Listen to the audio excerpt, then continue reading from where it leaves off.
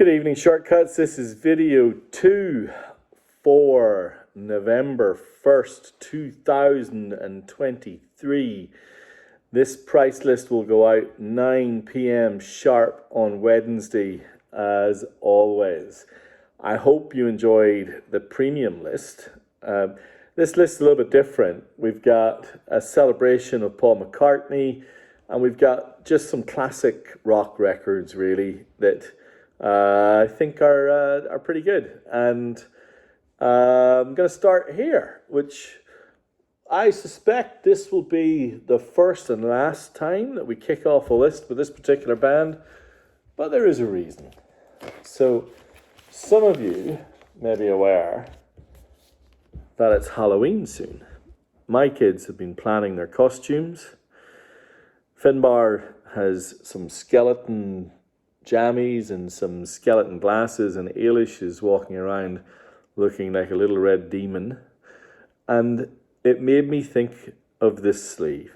I unapologetically am putting Come Out and Play by Twisted Sister as the kickoff record for the Halloween list. And you might be thinking, why and under God would Stephen be putting Twisted Sister? This is the Japanese first press of Come Out and Play with the follow-up to Stay Hungry, which was a monster hit. Forgive the pun.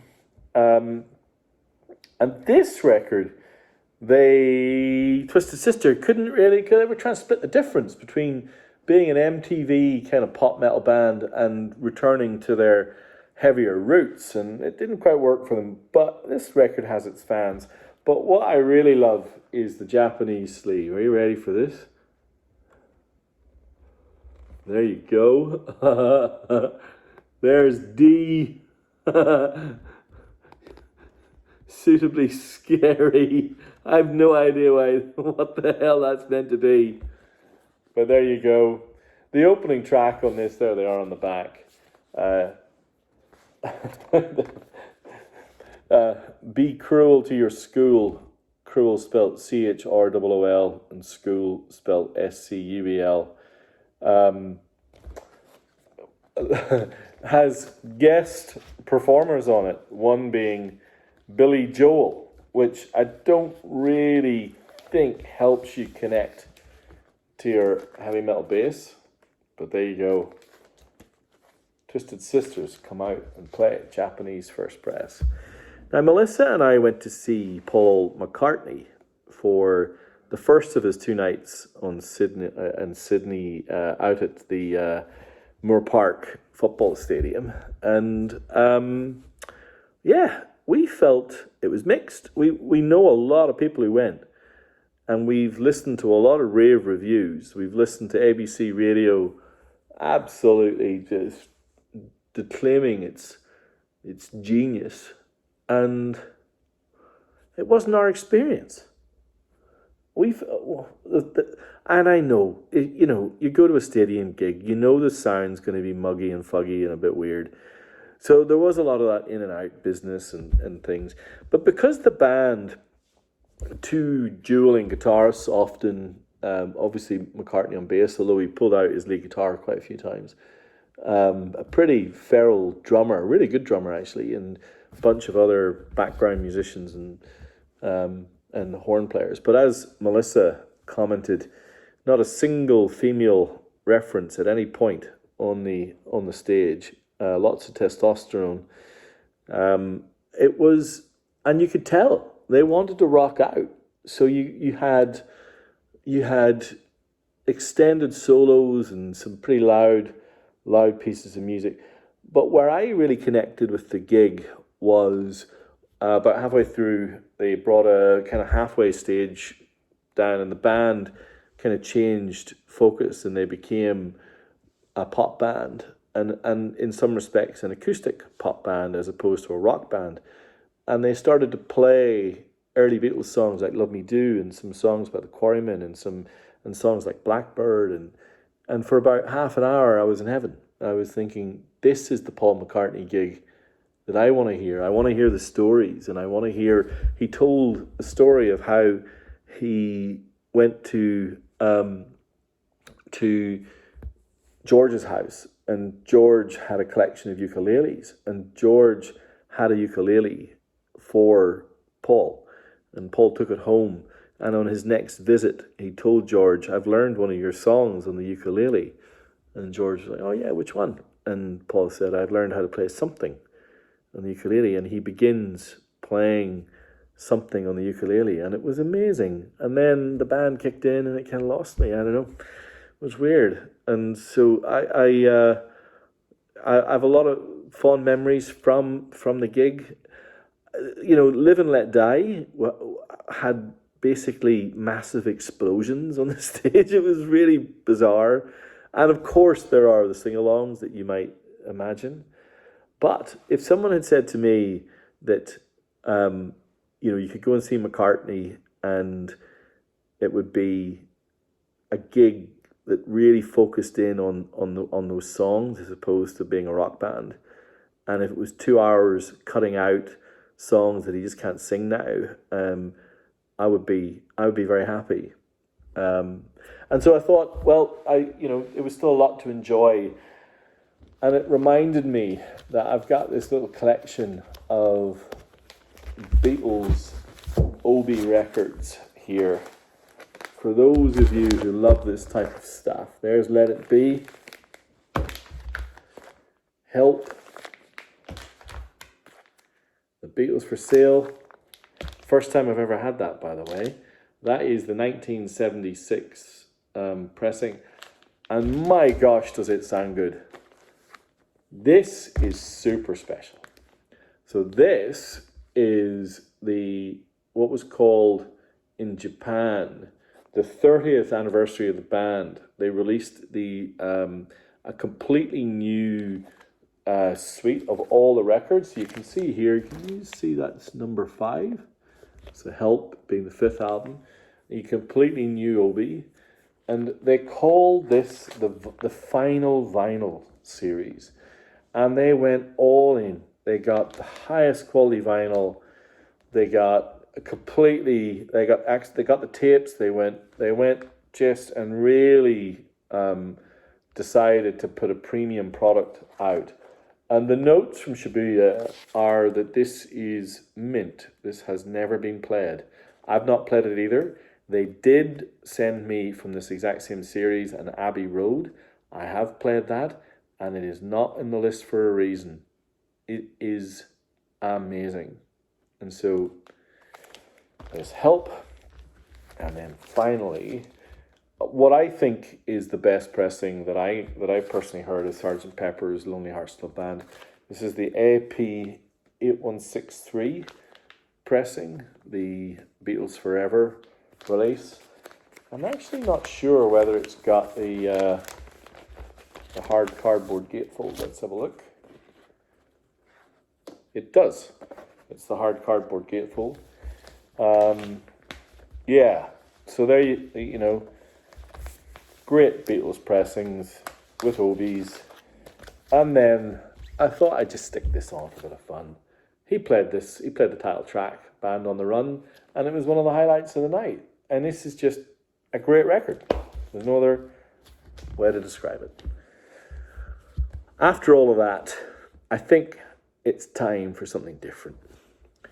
A few weeks ago, I had the Stranglers debut record, Ratus Norvegicus.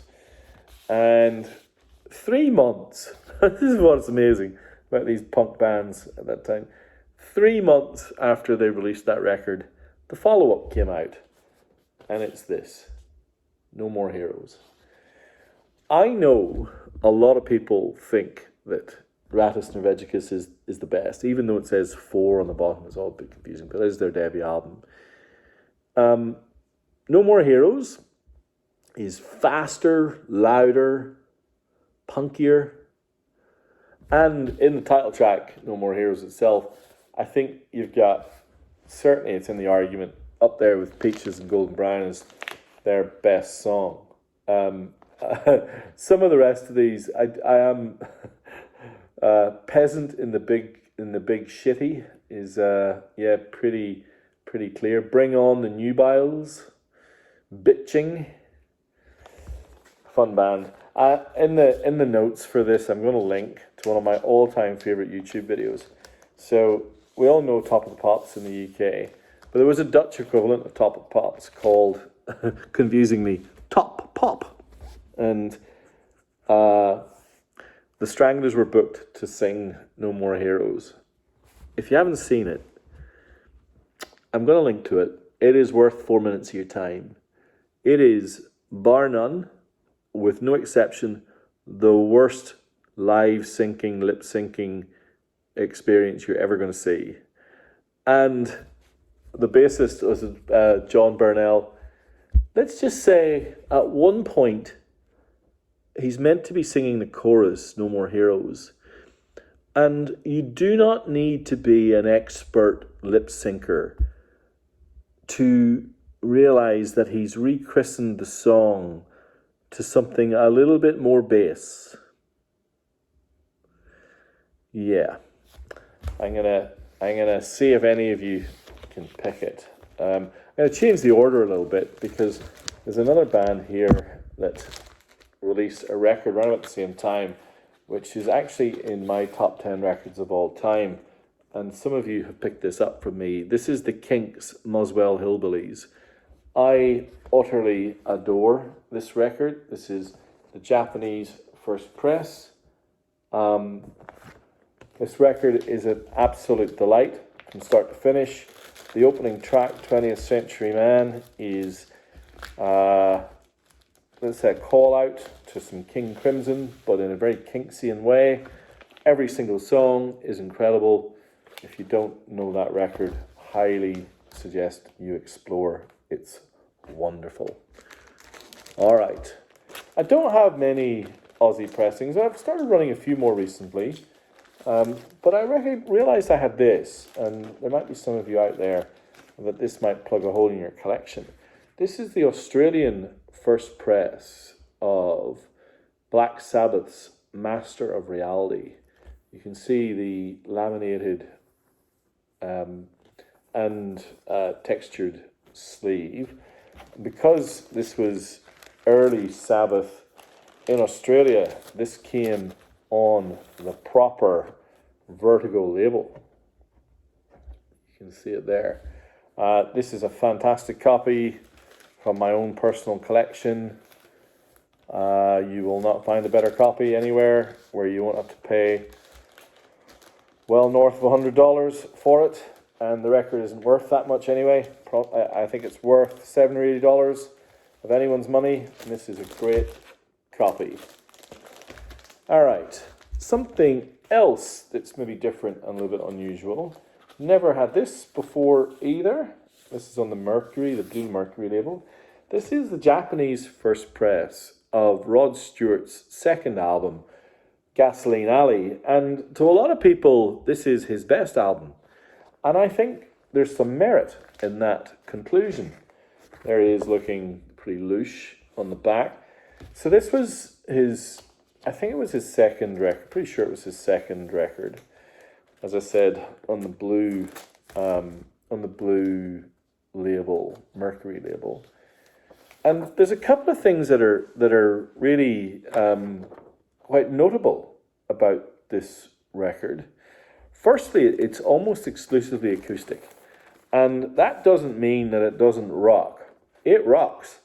The drums and the hard strumming of the acoustic guitars really sound good. And they're notably energetic and loud. And I don't think this record is in any way an acoustic or soft record. It really isn't.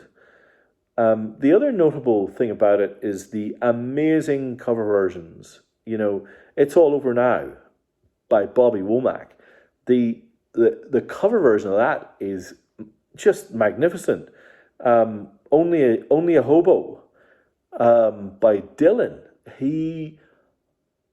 There's an amount of pathos and emotion that he wrings out of that song.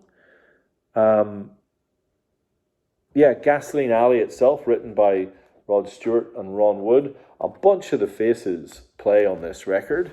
And then on side 2, you've got Elton John's Country Comforts, which again, melodically lovely, but there's a really nice lyric to that one. And of course, at that time, his voice is just outrageous. And a couple that he wrote himself on this side as well, including probably Lady Day, which is probably maybe even the best song on the record. So really interesting record. I mean, I know that Rod Stewart returned to cover version records later in his career to really pretty poor effect most of the time. But his back then, man, he was a star and he was good. And the band that he was hanging around with were bloody awesome. And they found a way to capture it on record too. And he didn't want to sound like the Faces. And he doesn't. He sounds like Rod Stewart. This is not a Faces record, even though it's pretty much the Faces. Because he changed the tone of the instrumentation. It's brilliant work. And this is another... So there's this, I'm just going to finish off here with a couple of... actually, before I finish off, there's one 80s record that I just want to call out. A bunch of you have picked this up, and you've all raved about it. This is Prince and the Revolution Parade, the record he did after Purple Rain. It's fantastic. There's no other word for it. If you don't know this record, explore the Japanese pressing. Absolutely slays. End of. All right, now we've got a few classics that I'm just going to finish on. For those of you who haven't picked up a really nice Let It Bleed, I've got Japanese pressing of Let It Bleed. And then there were a few of you who missed out on the Japanese first press of Dylan's Blood on the Tracks. So I've snagged another copy of that. Yeah, thank you for the feedback, the buyer on the previous one. Look, it sounds incredible. And of course, you've all been raving about how great the Night at the Opera, this one with an Obi, hard cardboard gatefold is. And then finally, one of the funnest Queen records. This is Queen Jazz, the hard cardboard gatefold. I do love that live in the studio picture with all the guitars and all the instrumentation. But those of you who know your Queen know that there was a double A side on this record, Fat Bottom Girls and Bicycle. And I'm just going to give you a hint of the poster that features, let's just say, a rather robust interpretation of Fat Bottom Girls on Bicycles that is worth the price of entry alone, my friends. I don't know how they got away with it. Let's just say it's very reminiscent of Electric Ladyland by Jimi Hendrix. So there you have it. A bunch of really good classic rock. A little bit of a live review with Paul McCartney, Dylan, Stones, Prince, Rod Stewart, Sabbath, The Kinks, The Stranglers, Band on the Run. I just realized as I'm going through this that I've fallen into the critique that my wife said when we were watching Paul McCartney, no women anywhere to be found. And I've just realized on this list, none to be found. That will need to be rectified. But anyway, thank you all. If you've made it this far, as always, please leave a comment, a like. I appreciate all of you. Without you, I wouldn't be able to do this. And I love doing it, if that doesn't surprise you. There you have it. The two lists for November 1st, 2023. Hope to hear from some of you. And I know there are four or five of you who've bought the Into the Vinyl Me Please Club with my referral link, saving $99 and getting 8 free records, which gets you 20 Vinyl Me Please records for $37.50. I'm only mentioning it because it's an unbelievable deal. And so if you've ever had an inclination to dive into Vinyl Me Please, that offer is pretty amazing. All right, that's it for tonight. I hope you enjoyed it. I will speak to you all soon.